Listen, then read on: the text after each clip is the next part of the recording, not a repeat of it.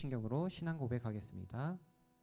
전능하사 천지를 만드신 하나님 아버지를 내가 믿사오며 거룩하여 외주실 예수 그리스도를 믿사오니 이는 성령으로 잉태하사 동정녀 마리아에게 나시고 본디오 빌라도에게 고난을 받사 십자가에 못 박혀 죽으시고 장사한 지 사흘 만에 죽은 자 가운데서 다시 살아나시며 하늘에 오르사 전능하신 하나님 우편에 앉아 계시다가 저리로서 산자와 죽은 자를 심판하러 오시리라.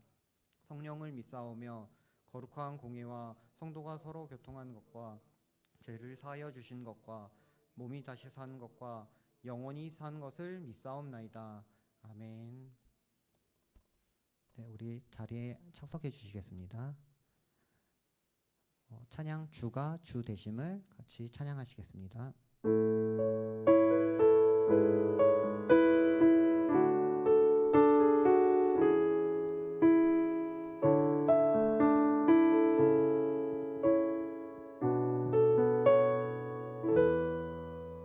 내 손에 들려있는 지팡이 사용하셔서 주님만이 주 되심을 나타내소서.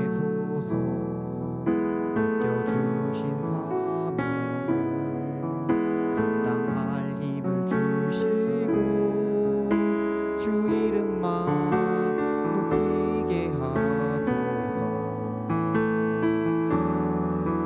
완악한 세상에서 믿음을 지키는 자로 선하신 주 의지하여 살게 하소서.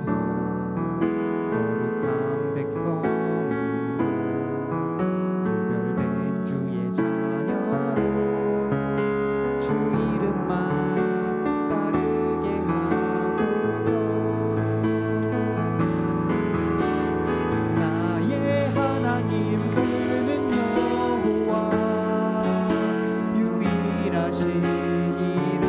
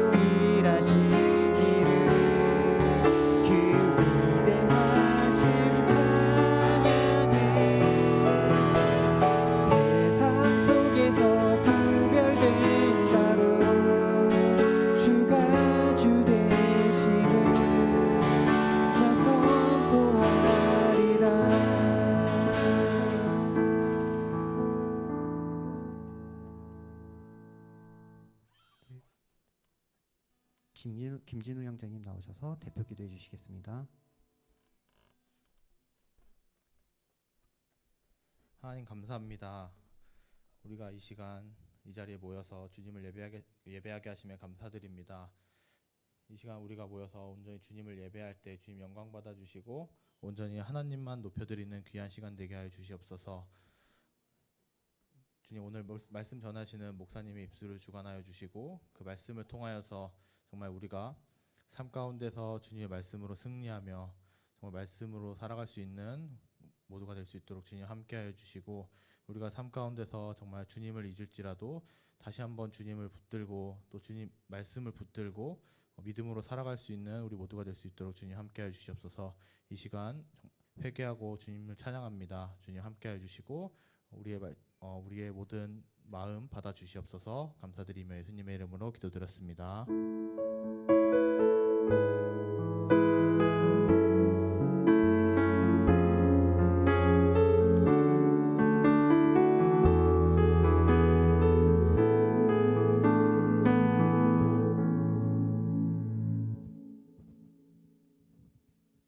우리 찬양하시면서 같이 봉헌하시겠습니다.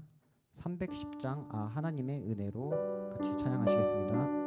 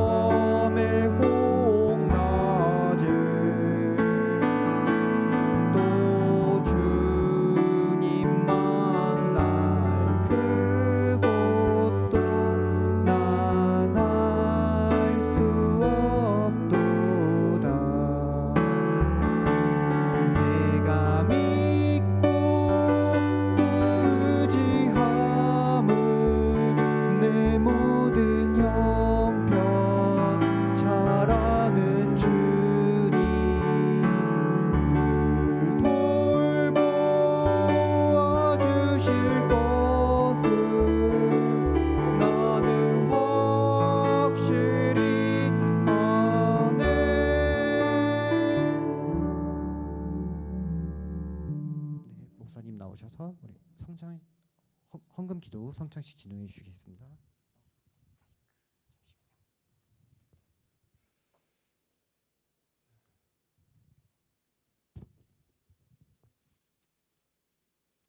하나님 아버지 감사합니다. 우리에게 생명을 허락하여 주셔서 하나님의 선하신 뜻 가운데 살게 하시고 주의 은혜 가운데 머물 수 있도록 인도하여 주셔서 감사합니다. 예수 그리스도의 십자가와 부활을 통해서 우리에게 영원한 생명이 주어진 줄 믿습니다. 그 은혜에 감사하여서 이 시간 주님을 찬양하고 예배하며 또한 우리의 마음을 담아서 예물을 올려드리오니 주님 연락하여 주시옵소서.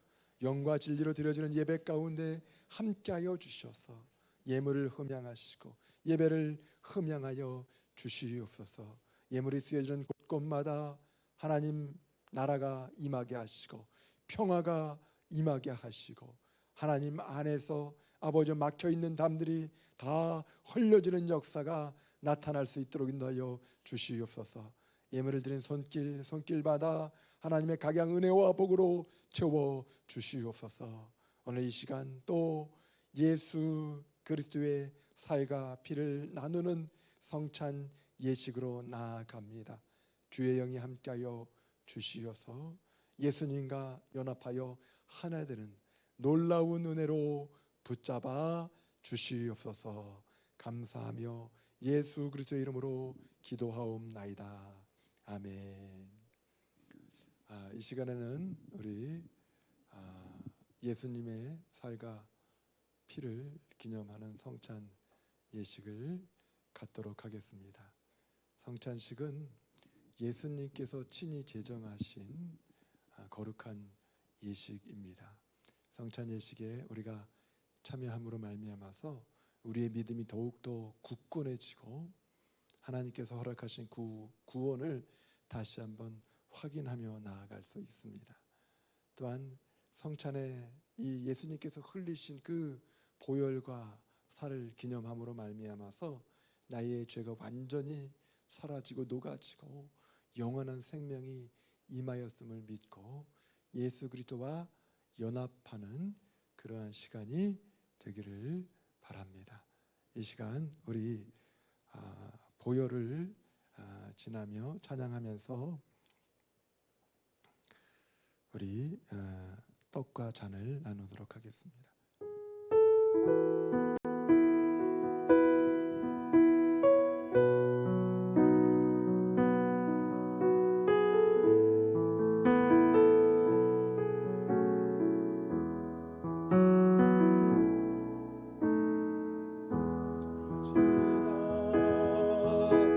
하나님 품으로 지난 아버지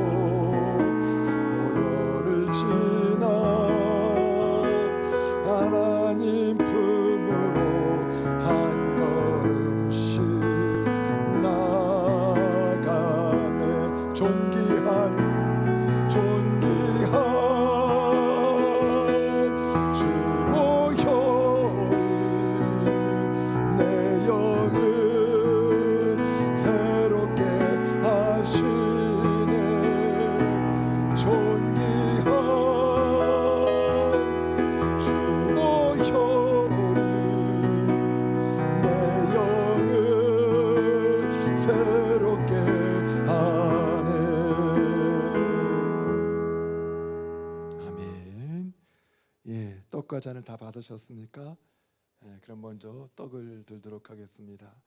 이 떡은 우리를 위해서 희생당하신 그리스도의 몸이 되는 줄 믿습니다. 아멘.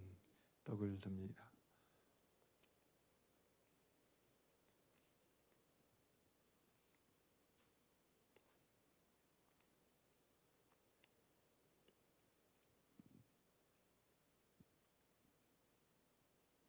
이어서 잔을 나누도록 하겠습니다. 이 잔은 우리를 위해서 피 흘리신 그리스도의 보혈로서 새로운 언약의 출발이 됨을 믿습니다. 아멘. 잔을 나눕니다.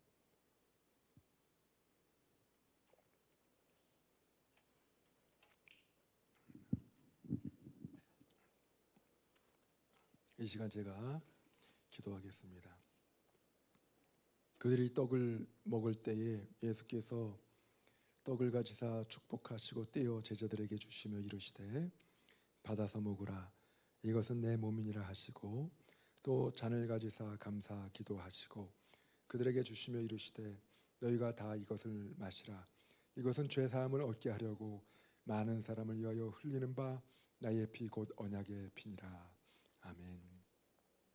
사랑의 하나님 아버지 감사합니다. 우리를 대신하여서 예수 그리스도를 보내시고 예수 그리스도가 피 흘림으로 말미암아서 영원한 구원을 허락하여 주시니 감사합니다. 이 시간 주님의 살과 피를 나누며 연합하여 하나가 되었습니다. 이제는 나는 사라지고 예수님만이 주인 되어 살아가는 새로운 인생의 출발이 되게 하여 주시옵소서. 날마다 주 안에서 감사가 넘치고 은혜가 넘치는 청년들이 모두 될 수 있도록 주께서 함께하여 주시옵소서. 감사하며 예수님의 이름으로 기도하옵나이다. 아멘.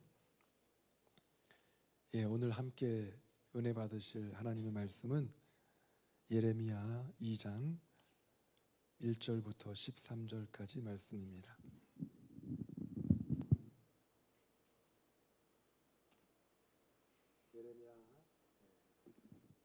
예레미야 2장 1절부터 13절까지 말씀을 저와 여러분이 찾아서 한 절씩 교독하도록 하겠습니다.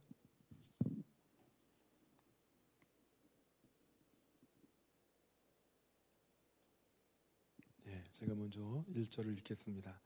여호와의 말씀이 내게 임하여 이르시되 가서 예루살렘의 귀에 외칠지니라. 여호와께서 이와 같이 말씀하시기를 내가 너를 위하여 내 청년 때의 인애와 내 신혼 때의 사랑을 기억하노니 곧 씨 뿌리지 못하는 땅 그 땅에서 나를 따랐음이니라. 이스라엘은 여호와를 위한 성물 곧 그의 소산 중 첫 열매이니 그를 삼키는 자면 모두 벌을 받아 재앙이 그들에게 닥치리라. 여호와의 말씀이니라. 야곱의 집과 이스라엘의 집 모든 족속들아 여호와의 말씀을 들으라. 나 여호와가 이와 같이 말하노라. 너희 조상들이 내게서 무슨 불의함을 보았기에 나를 멀리하고 가서 헛된 것을 따라 헛되이 행하였느냐. 그들이 우리를 애굽 땅에서 인도하여 내시고 광야 곧 사막과 구덩이 땅 건조하고 사망의 그늘진 땅 사람이 그것으로 다니지 아니하고 그곳에 사람이 거주하지 아니하는 땅을 우리가 통과하게 하시던 여호와께서 어디 계시냐 하고 말하지 아니하였도다. 내가 너희를 기름진 땅에 인도하여 그것의 열매와 그것의 아름다운 것을 먹게 하였거늘 너희가 이리로 들어와서는 내 땅을 더럽히고 내 기업을 역겨운 것으로 만들었으며 제사장들은 여호와께서 어디 계시냐 말하지 아니하였으며 율법을 다루는 자들은 나를 알지 못하며 관리들도 나에게 반역하며 선지자들은 바알의 이름으로 예언하고 무익한 것들을 따랐느니라. 그러므로 내가 다시 싸우고 너희 자손들과도 싸우리라. 여호와의 말씀이니라. 너희는 기띔 섬들에 건너가 보며 게달에도 사람을 보내 이 같은 일이 있었는지를 자세히 살펴보라. 어느 나라가 그들의 신들을 신 아닌 것과 바꾼 일이 있느냐. 그러나 나의 백성은 그의 영광을 무익한 것과 바꾸었도다. 너 하늘아 이 일로 말미암아 놀랄지어다. 심히 떨지어다. 두려워할지어다. 여호와의 말씀이니라. 같이 읽습니다. 내 백성이 두 가지 악을 행하였나니 곧 그들이 생수의 근원되는 나를 버린 것과 스스로 웅덩이를 판 것인데 그것은 그 물을 가두지 못할 터진 웅덩이들이니라. 아멘. 예, 오늘은 은혜를 망각하였을 때라는 제목으로 하나님의 말씀을 나누도록 하겠습니다. 제가 오래전에 동찬이가 16개월쯤 됐을 때인데요. 부교역자로 사역할 때 새벽 기도를 마치고 집에 들어왔는데 이 16개월 된 아기가 얼굴에 온통 이 붉은 반점 같은 걸로 뒤죽박죽이 되었어요.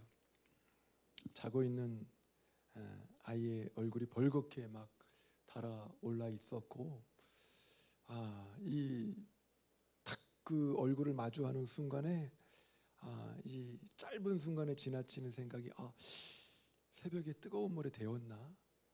아니면 어디서 떨어졌나? 얼굴이 완전히 그냥 다 여기저기가 뻘겋게 물들어서 제대로 쳐다볼 수가 없을 정도로 그렇게 비춰졌습니다.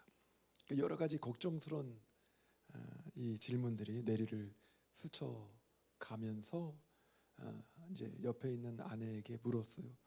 동찬이가 어떻게 된 거죠? 그랬더니 제 아내가 글쎄요, 입술에 바르는 루즈를 가지고 얼굴에 온통 칠해놨지 뭡니까? 그러는 거예요. 그때 이제 비로소 옆에를 주변을 살펴보니까 베개에도 루즈가 막 묻어 있고 이불에도 묻어 있고 난리도 아닙니다. 그제야 저는 피식하면서 웃었어요. 감사했습니다. 만약에 베개와 이불을 먼저 봤다면은 화가 나고 막 힘들었을 수 있는 그 상황인데 오히려 아이의 얼굴을 먼저 보고 어디서 떨어졌나 불에 데였나 막 그냥 봤을 때는 분명히 다친 거였거든요. 근데 나중에 루즈로 묻혀놨다 그러니까 루즈로 변해 있어요. 상처가 루즈로 변해 보이는 것이죠. 벌건 얼굴을 내밀고는 새근새근 잠자는 꼴이 영락없는 개구장의 모습 그대로였습니다. 그 모습 자체가 은혜로 와닿았어요. 그러니까 포근한 감사의 기운이 밀려오게 되었습니다. 시간에 따라서 시차에 따라서 우리는 때로는 감사할 수도 있는 상황인데 그 안에서 불만을 터뜨리고 분노하기도 하고요. 충분히 화낼 수도 있는 상황인데 그 안에서 감사를 나누기도 합니다. 은혜를 기억하면 감사가 일상이 됩니다. 우리 시온체플에는 이러한 현수막이 붙어 있기도 한데요. 오늘이 맥주절인데 한번 따라하겠습니다. 은혜를 기억하면 감사가 일상이 됩니다. 예, 그렇습니다. 은혜가 있으면 감사가 나오기 마련이에요. 그런데 문제는 은혜를 잊어버렸을 때, 은혜를 망각했을 때에 어려움이 닥치는 거죠. 그러면 감사가 사라지고, 그러면 하나님의 역사를 제대로 맛보기가 어렵습니다. 오늘이 맥주 감사주일이라고 그랬는데 맥주절은 수고해서 밭에 뿌린 것에 첫 열매를 거두면서 하나님께 감사함으로 나아가는 절기입니다. 이스라엘 백성에게는 40년 동안 광야 생활이 있었죠.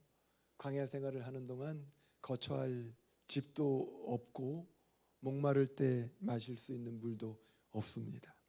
농사지을 땅도 없이 나그네처럼 떠돌면서 만나만 먹다가 가나안 땅에 도착을 해서 이제 농사를 짓기 시작하는 것이죠. 그러면서 그 땅에서 첫 열매를 거두었으니까 얼마나 귀하고 감격스러웠겠습니까? 그 첫 수확의 기쁨을 감사함으로 드리는 절기가 바로 맥주절입니다. 그런데 오늘 본문에 나타난 유다 백성은 광야 생활을 마치며 첫 수확했던 은혜를 모두 잊어버렸어요. 하나님의 은혜를 망각할 때 나타나는 현상을 아십니까? 하나님의 은혜가 이미 있었는데 그 은혜를, 내가 은혜 받은 것을 다 잊어버렸어요. 구원의 은혜가 있었는데 그 구원의 은혜를 다 잊어버렸어요.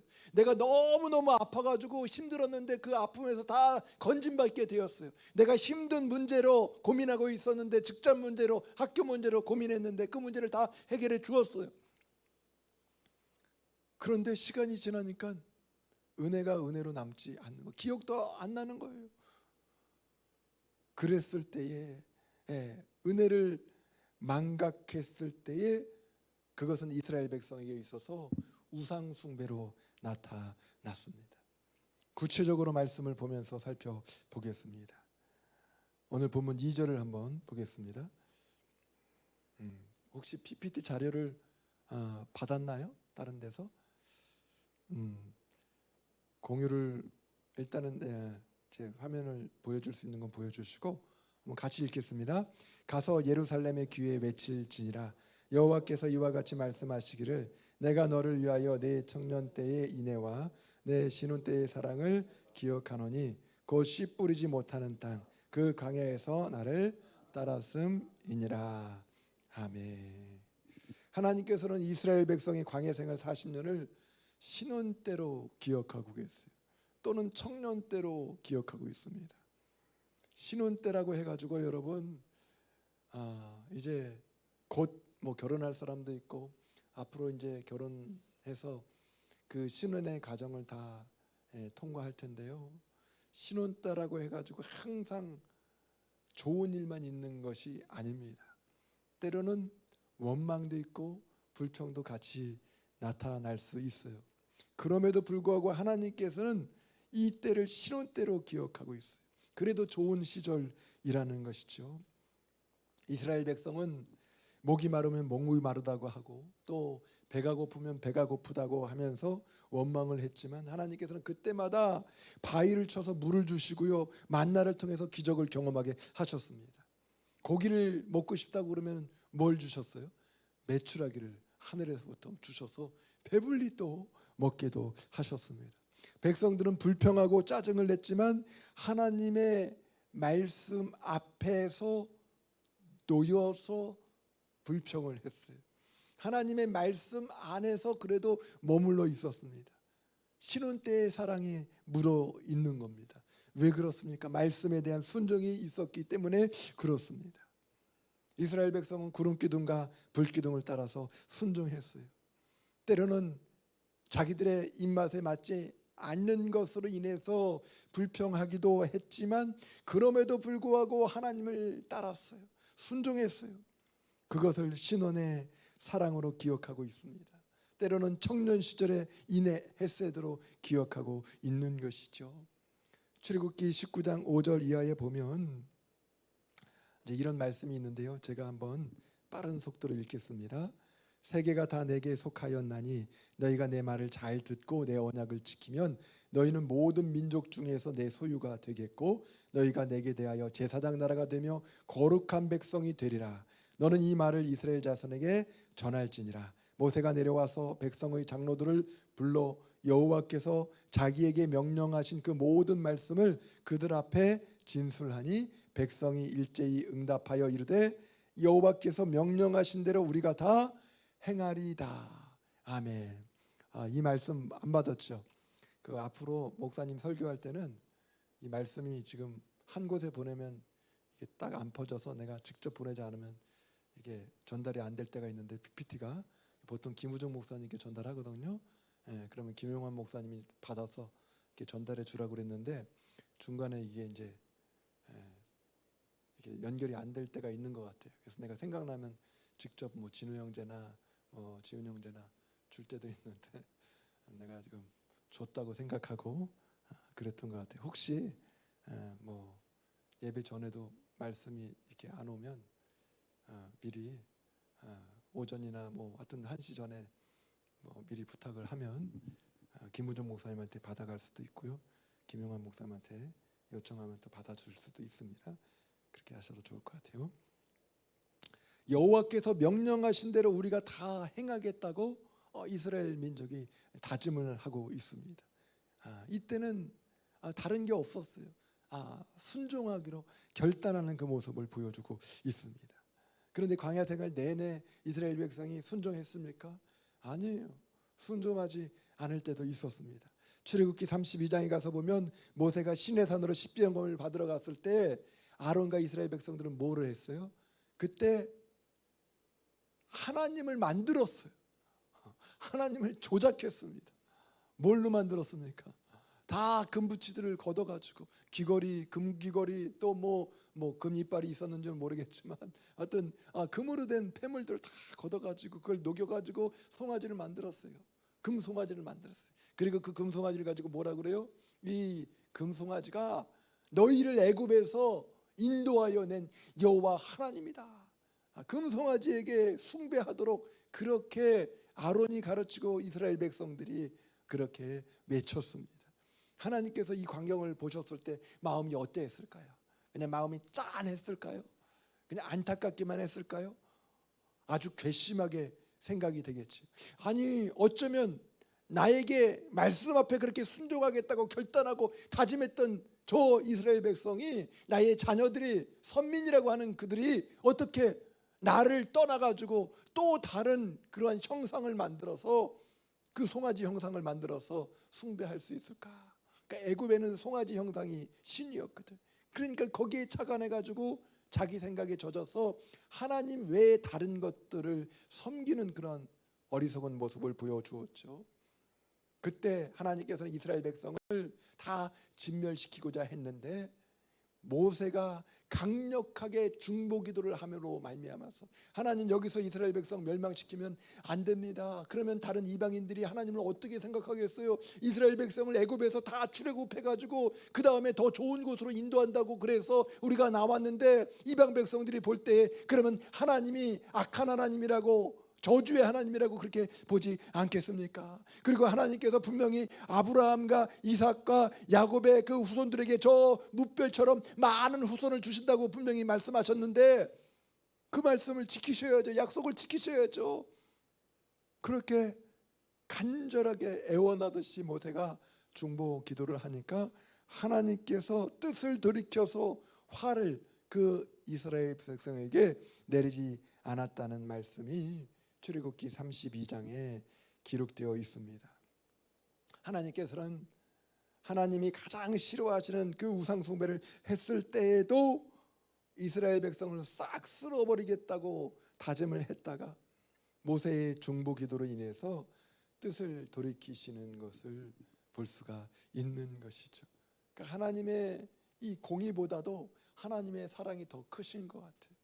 하나님 그래도 살려주셔야죠. 하나님 그래도 사랑을 베푸셔야죠. 그 하나님의 사랑을 애원했을 때 하나님께서는 그렇게 다가오시는 것이죠.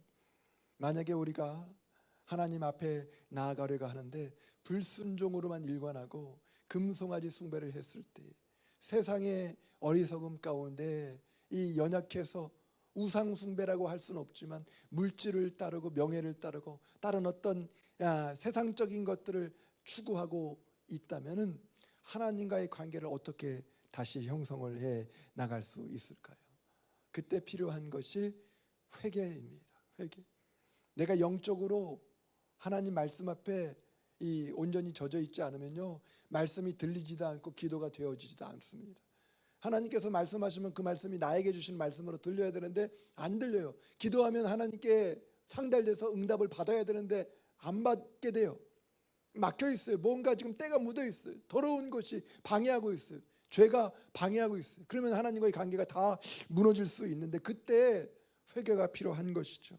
레위기에는 속죄제에 관해서 자세히 설명하고 있는데요. 속죄제는 말 그대로 인간의 죄를 속하기 위한 제사라고 할 수 있습니다. 죄 지은 자가 자기의 죄를 용서받기 위해서 드리는 제사입니다. 다른 제사보다도 어떤 면에서 보면 대단히 중요한 제사라고 할 수가 있는데요.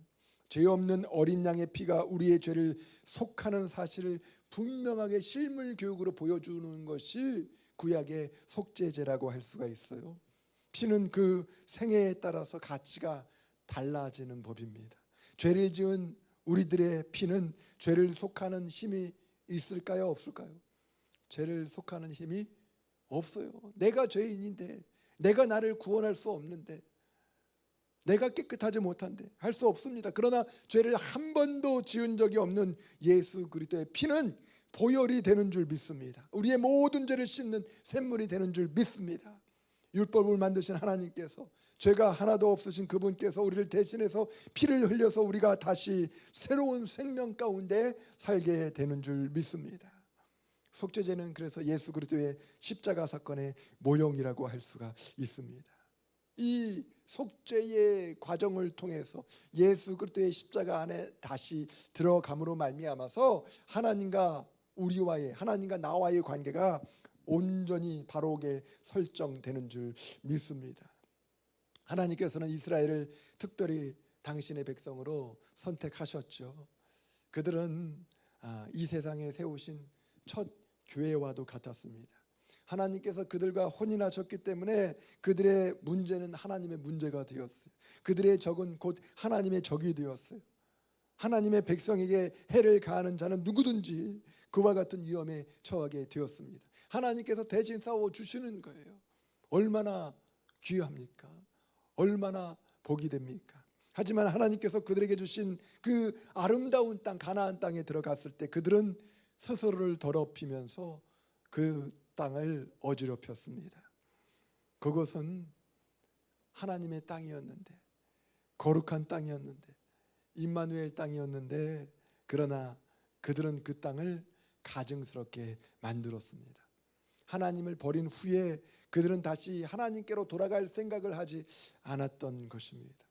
이스라엘 백성 한 사람 한 사람이, 또 제사장조차도 하나님에 대한 어떠한 관심도 갖지 않고 하나님의 은혜를 회복하고자 하는 어떠한 소원도 드러내지 않았습니다. 영적인 그 신혼 시절을 다 잊어버렸어요. 그때는 좋았는데, 광야 시절에는 좋았는데, 그때 힘들었어도 그래도 사랑을 속삭였는데, 그런데 가나안 땅에 들어가서는 사랑이 다 식고 말았다라는 것이죠. 하나님의 말씀이 내 삶의 전부였을 때는 불평이 있어도 좋았습니다. 다시 순종의 삶으로 돌아왔습니다. 그런데 이제는 달라진 거예요. 7절 말씀을 한번 같이 읽겠습니다. 내가 너희를 기름진 땅에 인도하여 그것의 열매와 그것의 아름다운 것을 먹게 하였거늘 너희가 이리로 들어와서는 내 땅을 더럽히고 내 기업을 역겨운 것으로 만들었으며. 예전에는 잘 먹고 잘 살았는데 이제 가나안 땅에 들어와서는 내 땅을 더럽히고 내 기업을 역겨운 것으로 만들었다고 지금 말씀하고 있는 것입니다. 다시 말해서 이스라엘 백성은 더 이상 하나님을 찾지 않았고요, 가나안 땅에 이르러서도 은혜를 저버리고 하나님을 떠나서 우상을 숭배하기 시작했다라는 것입니다. 북이스라엘에서 바알 숭배하면은 가장 유명한 왕이 아합 왕이라고 할 수 있어요. 아합 왕의 부인이 누구죠? 이씨인데, 아합 왕의 부인 이세벨 아시죠?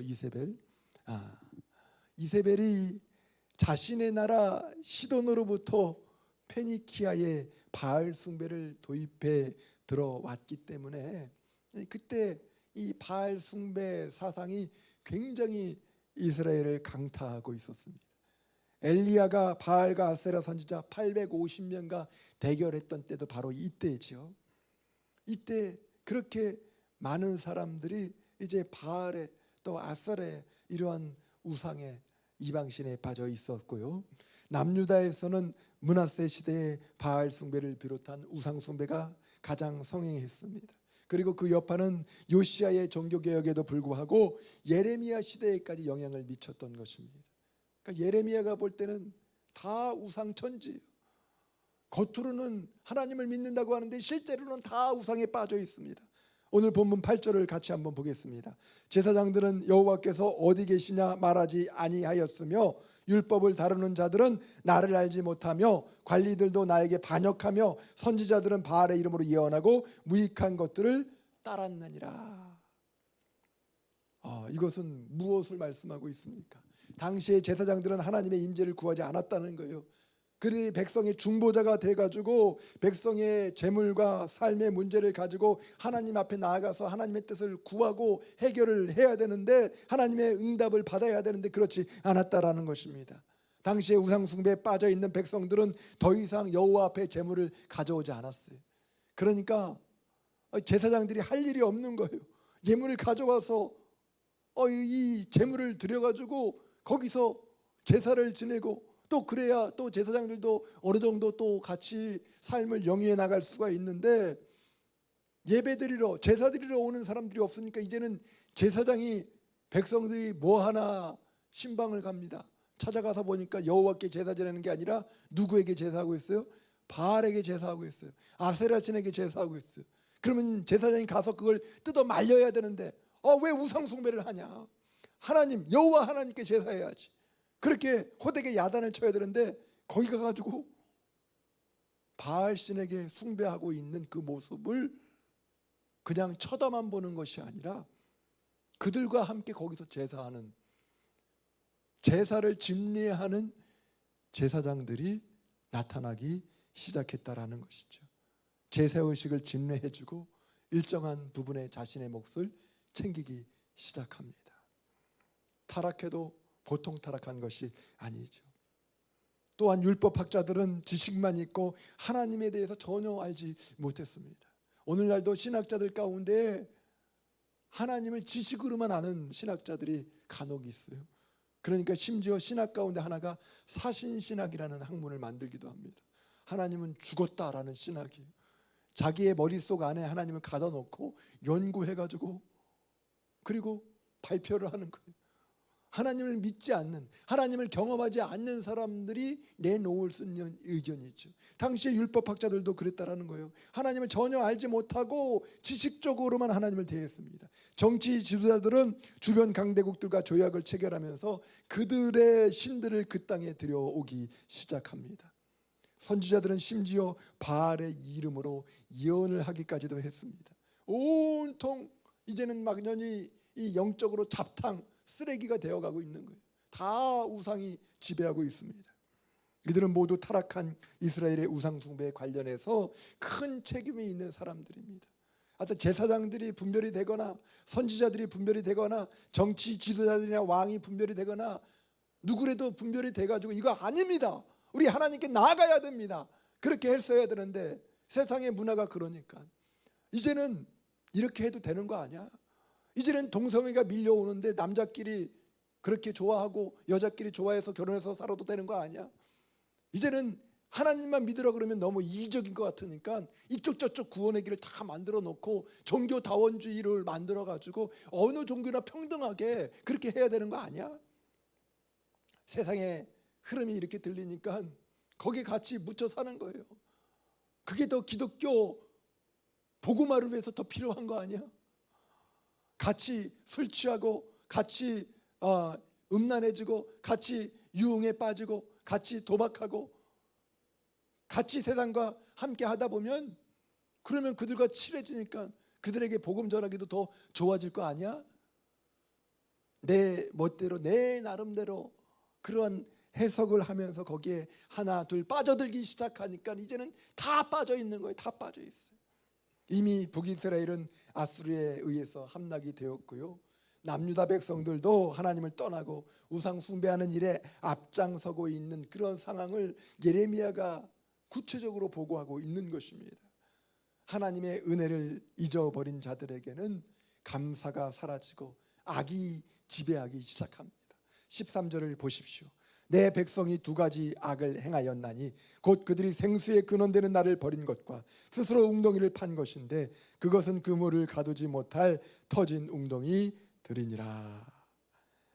이 남유다의 두 가지 악은 무엇입니까?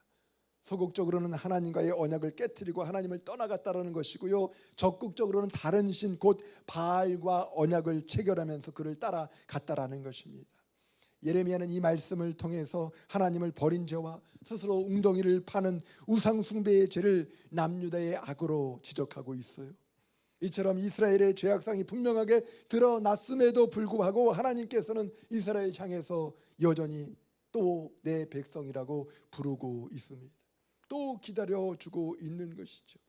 터진 웅덩이는 상황이 악화해서 생수는 고사하고 아무 물도 저장할 수 없는 곳이 되어버렸다라는 겁니다. 거기에는 생명이 있을 수 없고요, 오히려 죽음만이 존재할 뿐입니다. 이것이 바로 이스라엘 백성의 우상 숭배하는 모습이라는 것이죠. 터진 웅덩이로 표현하고 있어요. 우상 숭배는 마치 스스로 웅덩이를 파는 행위와도 같습니다. 그리고 그 웅덩이는 터진 웅덩이이기 때문에 더 이상 생명의 물을 줄 수가 없습니다. 예수님께서는 내가 주는 물을 마시는 자는 영원히 목마르지 아니하리니 내가 주는 물은 그 속에서 영생하도록 솟아나는 샘물이 되리라 말씀하여 주셨습니다. 예수님 때문에 구원받고 예수님의 물을 마시고 예수님께서 함께 해주신 것을 체험하여 우리의 인생을 갖고 나아가야 하는데, 구원받을 때, 신혼 때, 청년 때 그 예수님은 기억하고 있었는데 이제 신앙생활을 조금 하고 나서 보니까 청년들이지만 이미 주님과 결혼해서 한참 됐어요. 신앙생활한 지 10년 이하인 사람 한번 손 들어보세요. 그래, 신앙생활한 지, 예수님 믿기 시작한 지 10년 안 된 사람, 그러면 10년 이상 된 사람들 손 들어보세요. 다죠. 그러면 다 이미 신혼 시절은 지나간 거예요. 하나님과의 신혼 시절이 지나갔어. 그러다 보니까 때로는 구원받았을 때, 하나님을 만났을 때, 때로는 수련회에서 경험했던 그 은혜, 그때는 좋았어요. 그때는 말씀이 들렸어요. 그때는 하나님이 나의 전부가 되었어요. 그런데 시간이 조금 흐르고 나서 보니까 저기는 예수 안 믿는데도 굉장히 잘 나가는 것 같아. 거기는 술 먹고 담배 피고 무슨 마약 같은 것도 하는데 하나님이 그냥 두시네, 괜찮네, 더 재미있는 것 같네. 심지어 어떤 친구들은 그 은혜를 망각하고 기억하지 못하니까 내가 굳이 젊어서부터 예수 믿을 필요 있나? 죽기 일주일 전에 믿으면 되지. 알람 맞춰놓고 하나님 죽기 일주일 전에 천국 가게 해주세요. 그때 다 회개하고 믿으면 되지. 그거 뭡니까? 은혜를 망각한 소리예요. 은혜를 망각. 가끔 그런 질문을 해요. 예수 안에 사는 것이 더 기쁜 것인가, 예수 바깥에서 세상에서 사는 것이 더 기쁜 것인가를 비교해 보면 예수님을 만난 그 은혜를 체험한 사람들은 비교할 수가 없는 거예요. 사도 바울이 그래서 빌립보서 4장 13절에 감옥 안에 있지만 그럼에도 불구하고 내게 능력 주시는 자 안에서 내가 모든 것을 할 수 있느니라는 고백을 하였던 것을 볼 수 있습니다. 예수 밖에서는, 능력 주시는 자 밖에서는 내가 아무것도 할 수 없는데 능력 주시는 자 안에 있다 보니까 내가 다 할 수 있습니다. 이것이 귀하고 최고입니다. 그러니까 주님과의 그런 어떤 삶이, 만남이, 관계가 신혼 시절처럼 계속해서 그 사랑을, 또 인애를 유지할 수가 있는데요, 세상에 젖어 있다 보니까, 가나안 땅에서 살다 보니까 이제는 이 땅이 더 좋아, 이 땅의 백성들이 하는 게 더 좋아 보여요. 여러분, 가만히 돌이켜 보면요, 여러분들이 80년대 태어난 분이 없나요? 80년대? 80년대 성년연대 80년대요? 86? 일찍 태어났네. 젊어 보이는데. 80년대 무슨 일이 있었는지는 잘 모르잖아요. 올림픽 봤어요? 그래서 88 올림픽? 못 봤죠? 기억도 안 나죠. 저는 현장에서 올림픽 봤는데, 복싱하는 걸, 그때는 학생들한테 올림픽 그 자리를 채우려고 티켓을 막 팔았어요, 싸게. 예선전, 복싱이 요즘엔 올림픽 아닌가? 이제 7월 26일인가부터 파리 올림픽 하잖아요. 그 여러분들 하여튼 우리나라에서 올림픽이 해야 그래도 좀 한번 볼 수도 있는데 파리까지 가서 보기는 또 너무 멀어서. 근데 88년에 목사님은 고등학생이었는데 이걸 팔았어요. 근데 지금 복싱이 정식 종목인지 아닌지 모르겠는데 그때는 정식 종목이었어요. 한국이 굉장히 잘했고 그래서 복싱 예선전 그 쿠웨이트랑 한국이랑 하고 뭐 이런 거 뭐 누가 가서 보는 사람이 별로 없으니까 그런 거를 이제 팔아서 그걸 사서 봤던 그런 기억이 있어요. 하여튼 80년대 또 여러 가지 뭐 광주 민주항쟁도 있고 여러 가지 국가적인 어떤 이런 그런 일들도 뭐 많이 있었는데 그러니까 여러분들은 하여튼 잘 모르겠는데 그때 제가 말씀드리고자 하는 요지는 그때 한국교회가 굉장히 부흥했어요. 많이 부흥했어요. 60년대 뭐 이후에 70년대 80년대가 아마 가장 급격하게 부흥했을 거예요. 그러니까 한국교회 세계 최대 교회들이 막 굵직하게 막 등장하고 근데 92년에 다미선교회라는 단체에서 이제 휴거소를 주장하면서 그게 이제 이루어지지 않자 99년에 뭐 지구의 종말이 온다 그러고 그런 주장을 했었을 때가 있었어요. 2000년이 넘어가기 전에 이제는 뭐 7년 대환란이 오고 막 이런 걸 주장했던 그런 단체가 있어요. 다미선교회라고 다가올 미래를 줄여서. 근데 그때 92년 그 10월 달 그 시점부터 이제 한국교회가 굉장히 정체되고 좀 퇴보하는 그런 길을 걸었어요.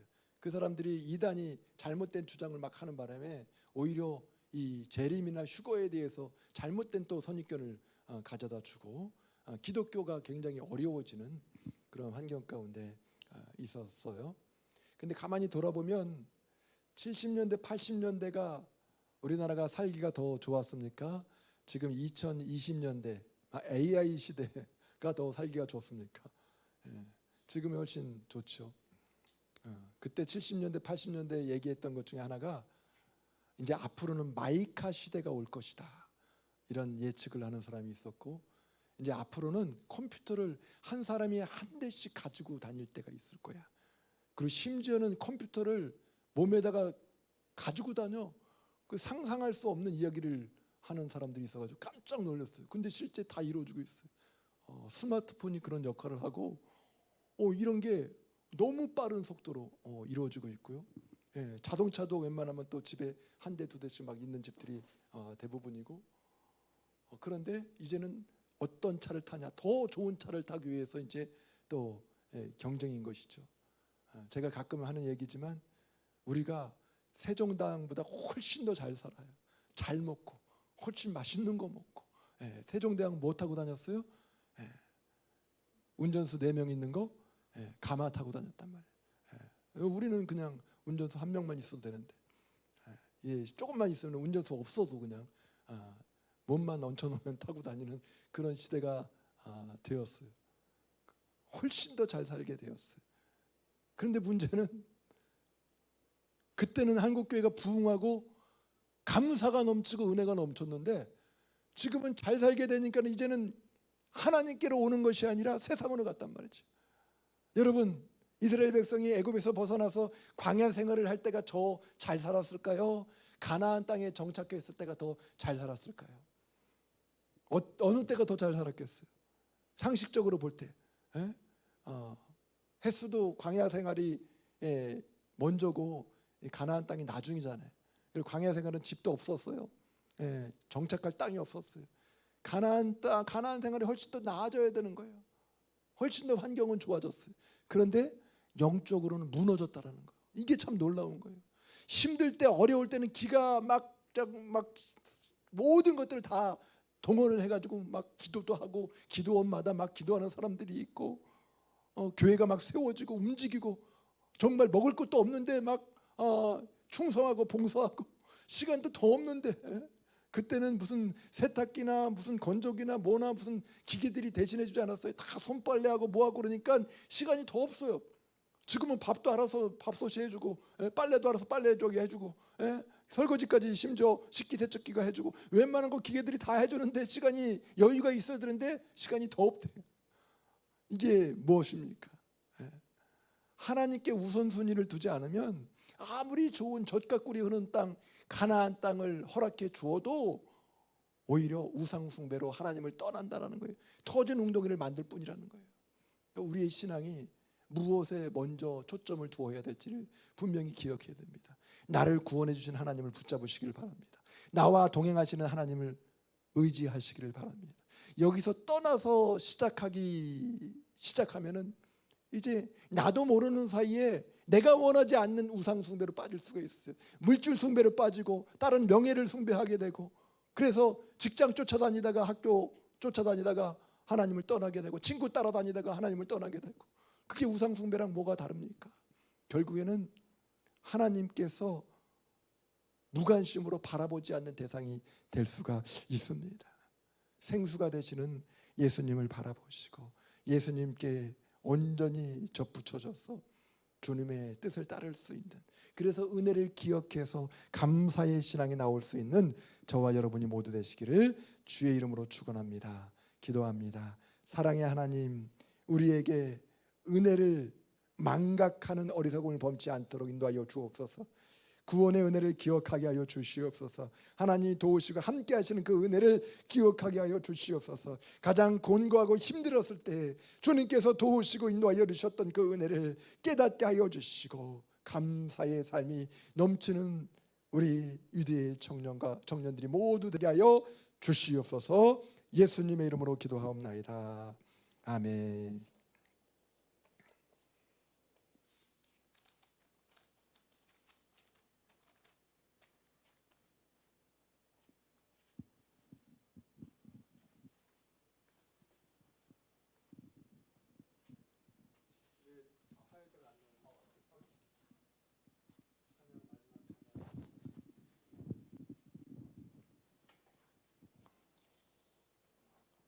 우리 마지막 찬양 여호와 즐거이 불러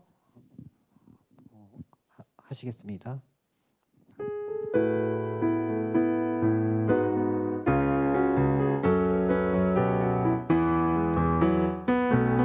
여호와를 즐거이 불러 기쁨으로 주께 나가리.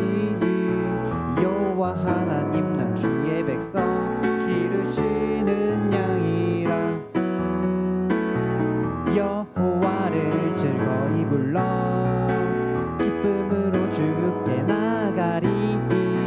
여호와 하나님 난 주의 백성 기르시는 양이라. 감사함으로 주를 높이며 그 문에 들어가서 찬송함으로 그 이름을 송축할지어다. 감사함으로 주를 높이며 그 문에 들어가서 찬송함으로 그 이름을 송축할지어다. 주의 선함과 인자하심이 영원하고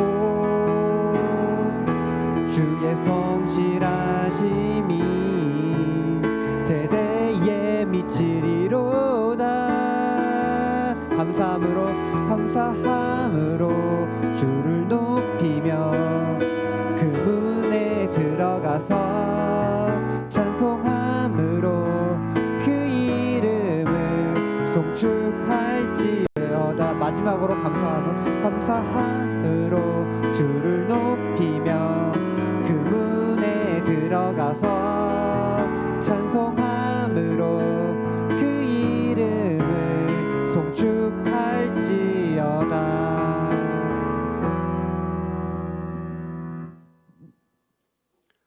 이제는 우리의 구원을 위하여서 십자가에서 죽으시고 다시 살아나신 예수 그리스도의 은혜와 우리가 광야 생활 가운데서 헤매이면서 때로는 불평하고 원망하는 소리조차도 다 들으시고 감사 안으며 다시 하나님께로 인도하시는 하나님 아버지 넓으신 사랑하심과 성령님의 감화 감동 내주 충만하신 역사가 오늘 말씀을 통해서 또 맥주 감사주일 예배를 통해서 다시 한번 은혜를 기억하고 감사의 시간이 되기를 원하여 하나님 앞으로 나아가기 원하는 유대엘 청년들 머리머리 위에와 온라인 예배를 통해서 함께하는 하나님의 사람들 머리 위에 지금부터 영원토록 함께 하시기를 간절히 축원하옵나이다. 아멘.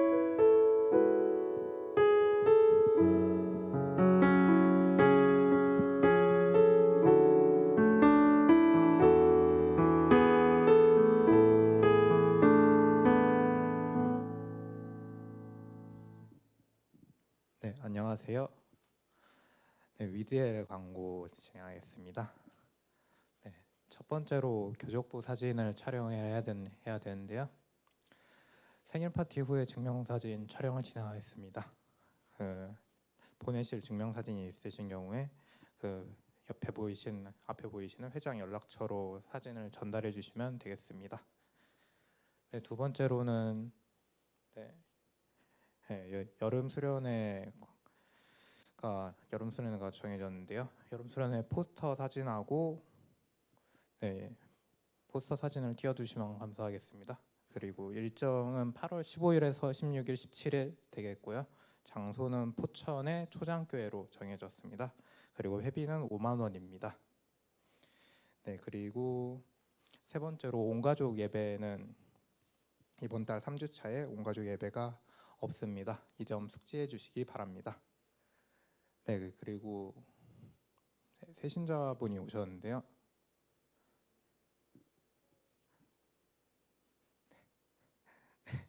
혹시 세신자분 혹시 자기 소개해 주실 수 있을까요? 아, 그런가요?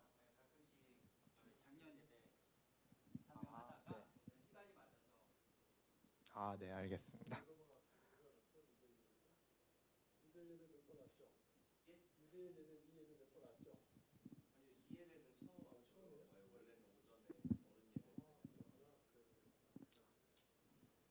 네, 알겠습니다. 네, 그럼 다음 순서로 생일 파티 진행하도록 하겠습니다. 네, 생일자분은 앞으로 나와주시면 감사하겠습니다. 네, 강병훈 형제님, 김지은 형제님, 네, 정다운 형제님, 그리고 서희연 형제님, 서희연 자매님, 전재한 형제님, 네, 되겠습니다.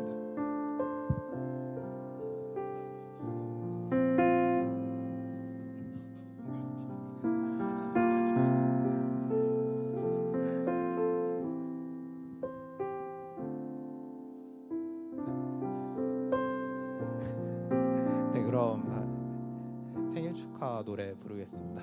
네, 반주해 주세요.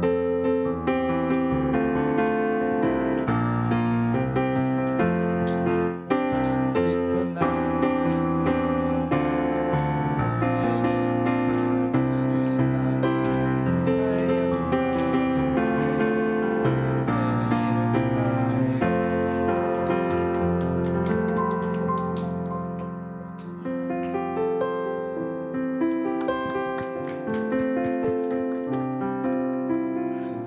네, 그럼 목사님 나오셔서 축복 기도 부탁드리겠습니다. 하나님 아버지 감사합니다. 유두의 공동체에서 또 생일을 맞은 귀한 우리 지체들이 있습니다. 하나님께서 뜻이 있어서 또 이 지체들이 이 땅에 나오게 된 줄 압니다.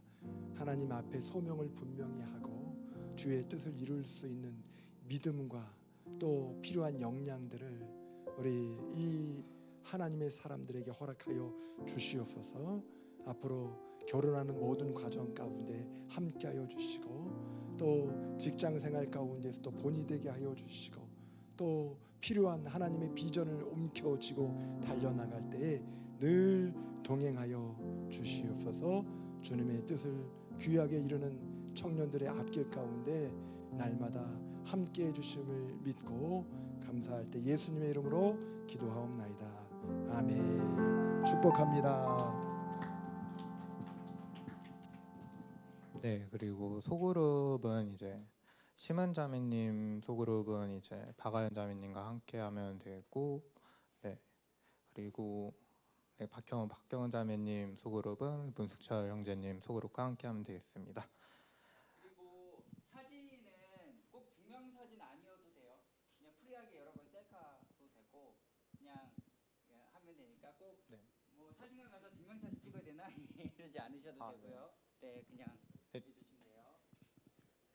네, 그럼 이상 광고 마치겠습니다.